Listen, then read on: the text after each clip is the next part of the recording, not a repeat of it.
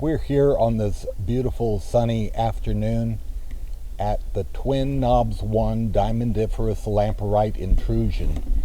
This 60 acres is now for sale for $9.3 million. You say, well, it doesn't look too special to me. It just looks like deer woods, just a bunch of trees. Well, it's what's under the ground that is important. And let me tell you some of the history of what's happened here and why this stake is significant. And I'll get around here and tell you, I'm Glenn W. Worthington, and I'm literally the guy that wrote the book on diamonds in Arkansas. And I worked in diamond exploration for over 3 years outside the state park for other companies. And then my wife Cindy and I own MAP Mid-America Prospecting, and we've also prospected outside the state park for 28 years now. The Crater of Diamond State Park is the most famous of the lamperite intrusions, and it is represented here in the blue.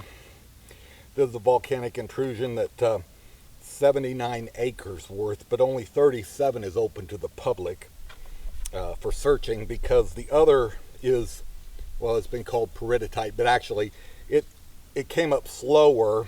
A lot of people think of a volcano as like one event, one burp, but geologists say there were multiple pyroclastic intrusions that created the mass of diamond-bearing soil that we now know as Crater of Diamond State Park. The way this happened back in geologic times is there was a deep-seated weak spot in the Earth's crust, probably from continental drift, pressing continents together and then retracting, pulling apart. It caused a deep rift. Well, in time there was earthquake faulting along that weak spot, and it allowed volcanic material from deep within the earth to burst up to the surface at probably Mach 2, twice the speed of sound. And when that volcanic material hit the surface, there was a shallow sea here at the time. So you imagine quite a steam explosion when liquid rock hit a shallow sea. And it didn't just happen once. It happened numerous times at the Crater of Diamond State Park, and there are 7 other known diamondiferous intrusions outside the state park. We are standing here at Twin Knobs 1. There are 2 knobs here, and that's called Twin Knobs, and this intrusion is known as Twin Knobs 2. This one was found first, and it's really large, and it's closest to the Crater of Diamond State Park. Outside of the state park, the 7 are Twin Knobs 1, Twin Knobs 2, Black Lick, the American North, the Kimberlite, and the Timberlands. I visited all of them. I've done ground magnetic surveys at all of them. I'm familiar with all of that. And they're, with the exception of the state park, they're all on private land. They're not open for the public to search, never have been, and you just can't go there. This one too is closed, but I have permission to come here today and explain to you what's gone on here in the past. So, diamonds were first discovered at what is now Crater of Diamond State Park in 1906, August of 06. The next year, the Rileys bought 80 acres over here for a farm. Now, there was no electricity or running water there, but in 1907, nobody had electricity or running water. One of the first things the Riley did on their farm was to dig a well, and they dug it by hand. So they started digging a hole by hand, shovelful by shovelful, and as they got down, they got to talking, this stuff, this dirt we're digging is really different. In fact, it looks a lot like the stuff they found diamonds in a half mile from here last year. So they invited Dr. Hugh D. Miser with the USGS to come over and take a look at what they had. Said, is this the same stuff? And he got down in their hand dug well and said, yes, this looks identical. This is the same kind of material. And what they think is, you know, that weak spot and only a half mile apart, they both had similar origins from deep, and one spewed up over here became the state park, and one spewed up over here became Twin Knobs 1 on the Riley project property. So what Dr. Miser proposed is, you have lamperite, or well, they called it kimberlite at the time. Anyway, he identified it and said, it was a sandy tuff, and it was sandy because there used to be a shallow sea here, and when it intruded, it blew through all the sand on the seashore and mixed into the lamperite when everything then fell back down in and cooled and hardened. So Dr. Miser proposed, look, there's a diamond recovery plant over here, half-mile away. Why don't you load up wagon loads of this, take it over and wash it and see if there's any diamonds in it. That's how we'll know. Well, they did that. Took a sample over there and ran it through Horace Bemis's diamond recovery plant. Now, Mr. Bemis was a lumberman. He didn't know anything about geology or diamond recovery, and he was using at the time a log washer to wash the diamond ore to find the diamonds. And so they ran this volcanic material through the log washer. They didn't find any diamonds, so they concluded, well, there's no diamonds here. It looks like there would be. It looks like the same stuff that there's diamonds in a half mile from here, but apparently there's no diamonds in this. Well, what they didn't take into account, Mr. Horace Bemis's log washer wasn't finding any diamonds over there at the site that is now known as the Crater of Diamond State Park. And since that time, 90,000 diamonds or more have been found, and up to 40 1/4 carats. So he didn't have the right equipment. They did the sample here, the test, with the wrong equipment. There very well could have been diamonds in it, but it flushed right on through because they were using a log washer, whatever that is, but this lumberman seemed to know and thought that was the thing to wash with. Anyhow, then Twin Knobs 1 got tagged as there's no diamonds there. For decades that went on until some men working for Superior Minerals in the 1980s, Mike Waldman was one of them. I worked with him for a while. Superior Minerals was a division of the Superior Oil Company, and they had projects all over the world, you know, they were doing and checking into, and they said, let's check into the diamonds at near Murfreesboro. And at the time, the Crater of Diamonds had been purchased by the state of Arkansas, so that was off limits. They couldn't go there.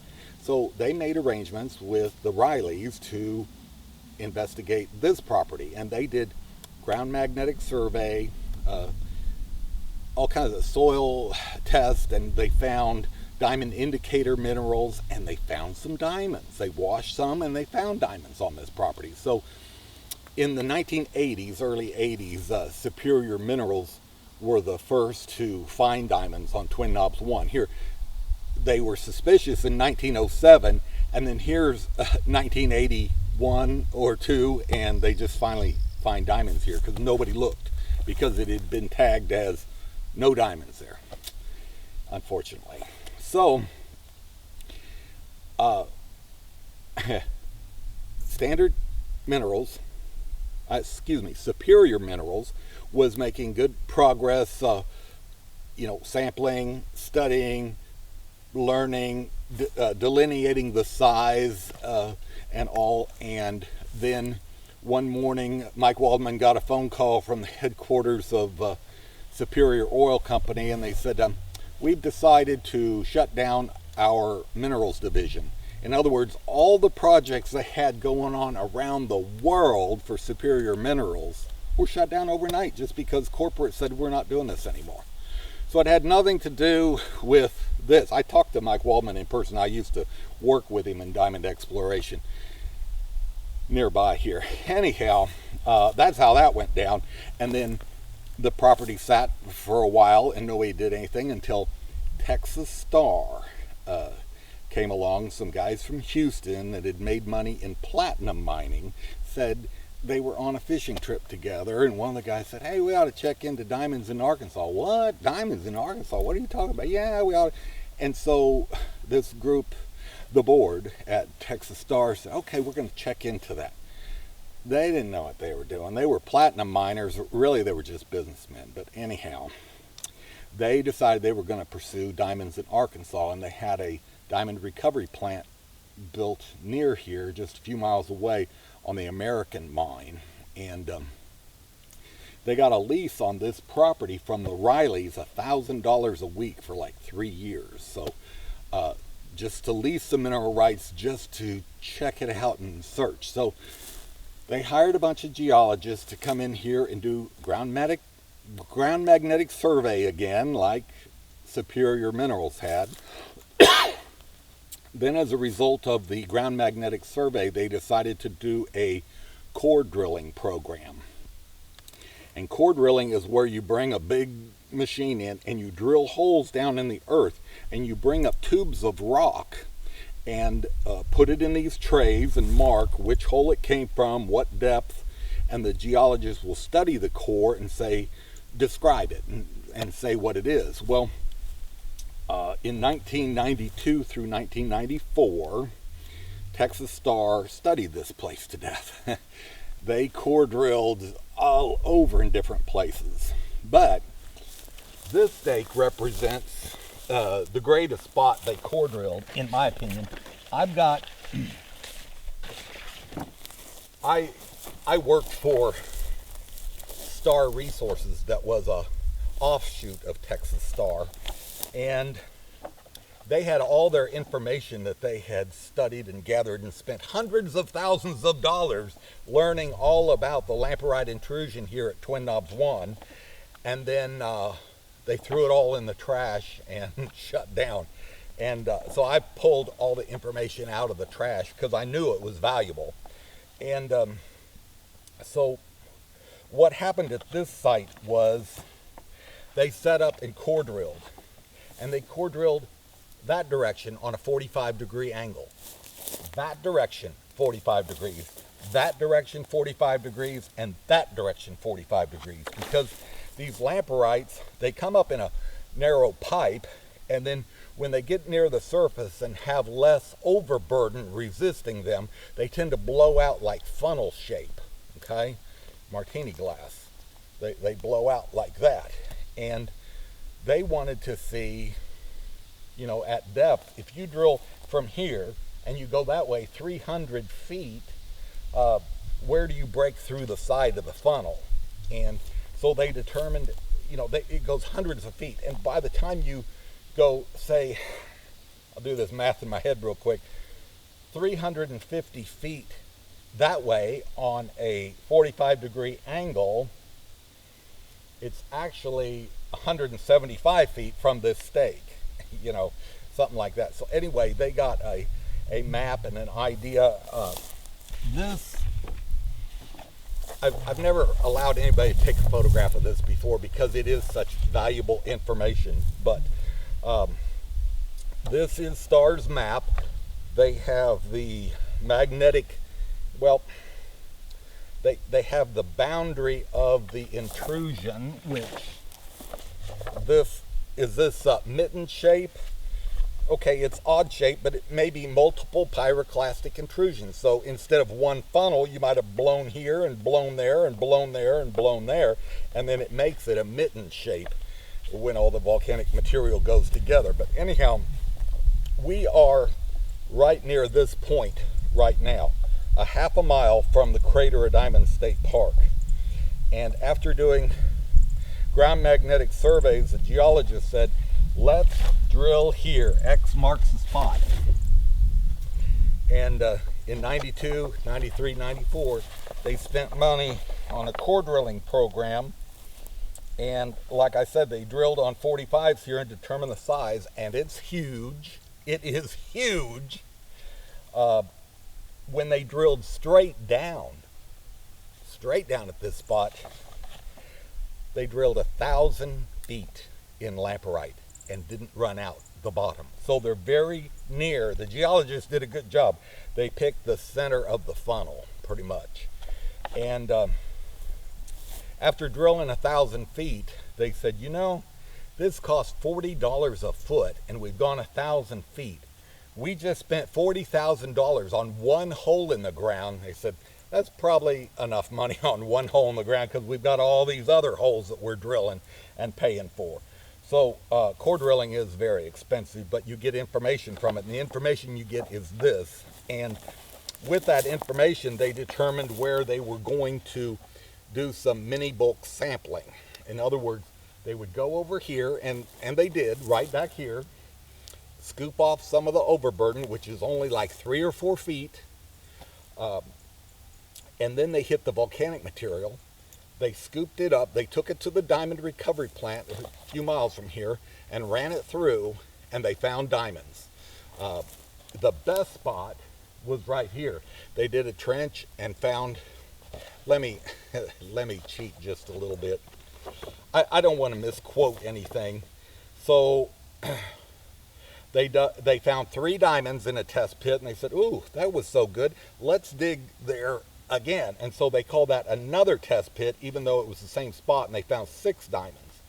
And then they moved over just, I don't know, 20 or 40 feet. All the coordinates are on this map, as well as the coordinates for this state. And they found another 3 diamonds. So 12 in just this little area here. And anyway, after spending 3 years on geologist salary, all these studies, these magnetic surveys, all this costly core drilling, and then they finally started sampling and running some ore through their plant. Well, then it was December. Well, it's an outdoor plant and water freezes in the winter. And they said, well, we ought to shut down for a few months just so we don't have pipes break and have all that expense and trouble and everything. So they shut down, and by spring they figured, you know what?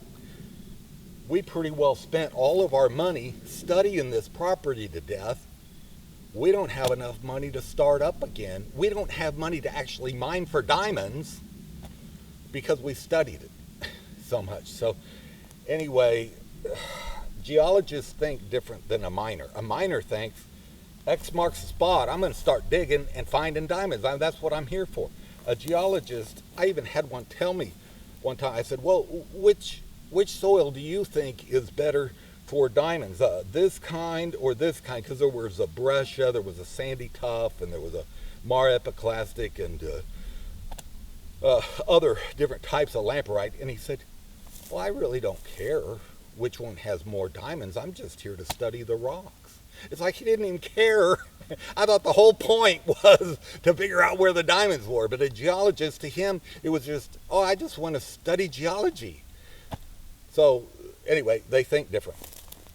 I say all that to say we're at the point where all the geologic study has been done.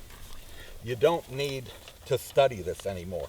Oh, I had a Dr. Roy Basu, I told him I had all these core drill information on how deep they drilled each hole, at what angle going from here. And he did me a diagram showing the core drilling and which way it goes and what they found and all that. And so it really helps to delineate the size and the shape. But I've got all the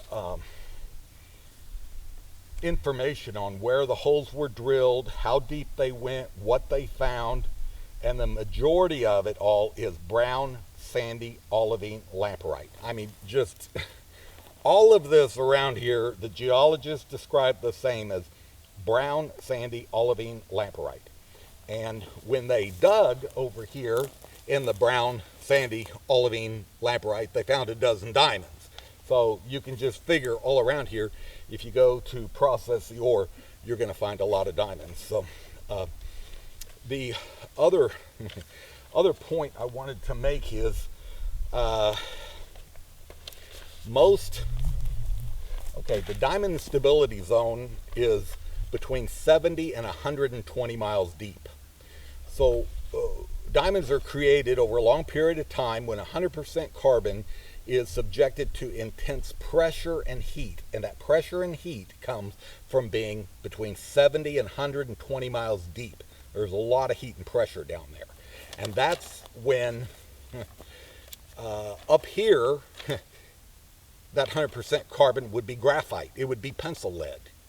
But down there, when subjected to intense pressure and heat, the carbon atom molecules pack together in such a way they become diamond. All right.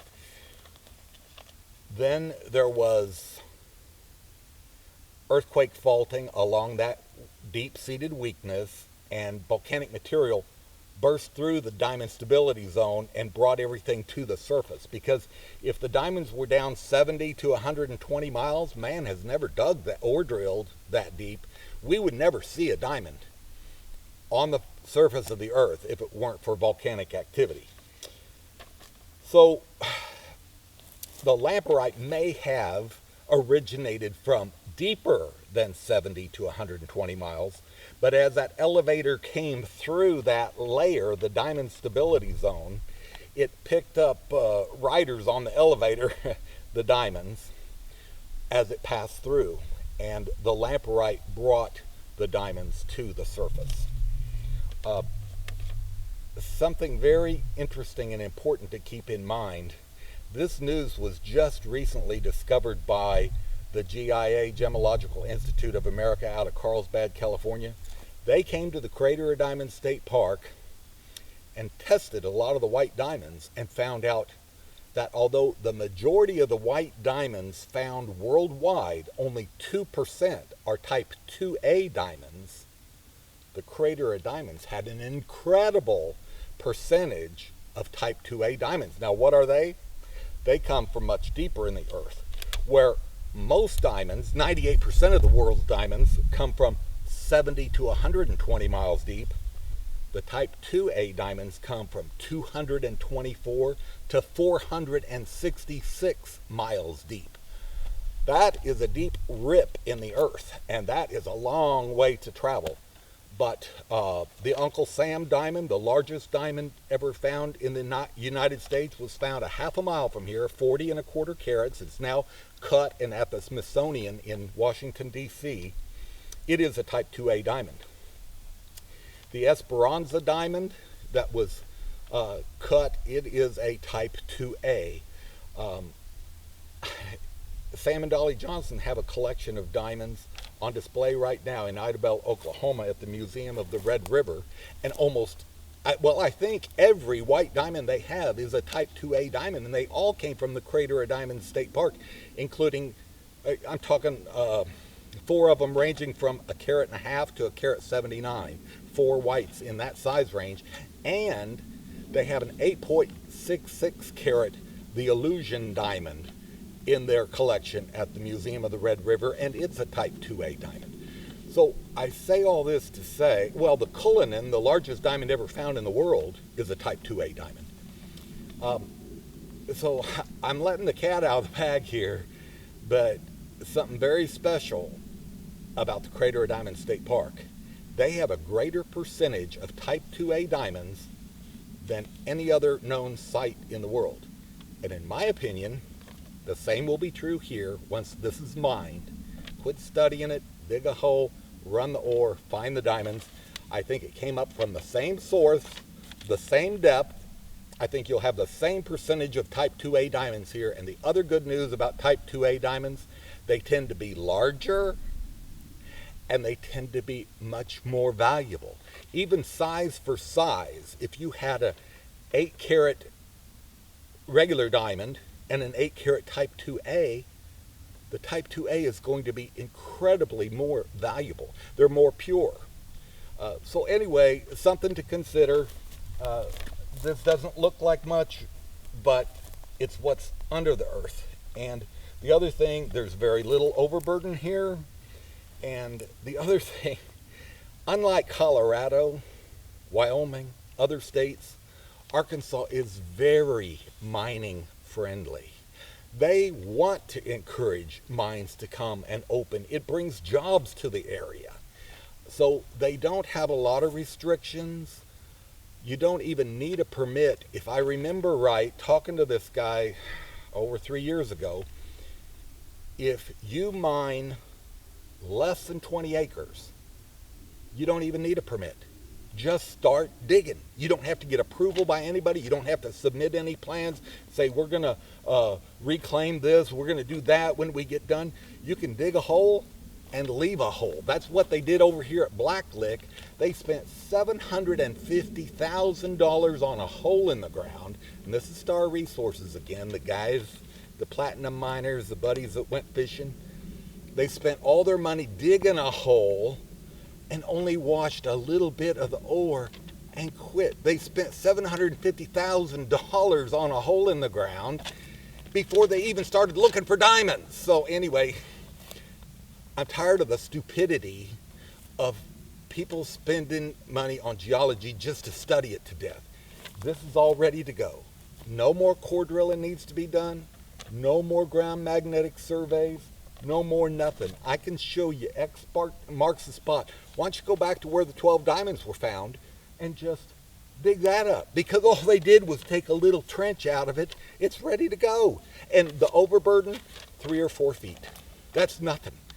It's just enough that you know the lid is still on the treasure chest. These trees can be cut. The soil can be moved. The diamonds can be mined. It's that simple. So anyway, thanks for listening to my rambling, but I really do sincerely believe this.